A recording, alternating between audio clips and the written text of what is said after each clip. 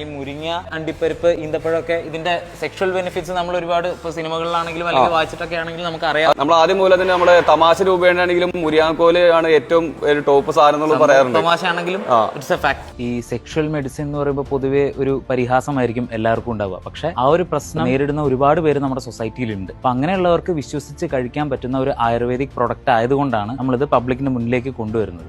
ഇത്രയും ഇൻഗ്രീഡിയൻസ് ആണ് നമ്മളുടെ ഈ ഒരു പ്രൊഡക്റ്റിലേക്ക് നമ്മൾ ഉപയോഗിക്കുന്നത്. ഇപ്പൊ പ്രധാനമായിട്ട് വരുന്നത് മുസ്ലി, നായ്ക്കുരണം, അശ്വഗന്ധം, ശതാവരി, ഞെരിഞ്ഞില്, ഇതൊക്കെയാണ് നമ്മളുടെ പ്രധാനമായിട്ട് വരുന്ന ഇൻഗ്രീഡിയൻസ്. മുരിങ്ങാക്കായ നമ്മൾ ഈ ഒരു ഇൻഗ്രീഡിയന്റിൽ പുഴുങ്ങിയതിന് ശേഷം ചേർക്കുന്നുണ്ട്. ഇതൊരു പേസ്റ്റ് ആണ്. മുരിങ്ങാക്കായ പുഴുങ്ങിയത്, അതിന്റെ കൂടെ ആ കുരു അരച്ചത്, അശ്വഗന്ധം പുഴുങ്ങിയതിന് ശേഷം അത് പേസ്റ്റ് ആക്കിയത്, ഈന്തപ്പഴം, ഈ 3 ഇൻഗ്രീഡിയൻസിന്റെ പേസ്റ്റ് ആണ് നമ്മൾ ഇതിലേക്ക് ആഡ് ചെയ്യുന്നത്.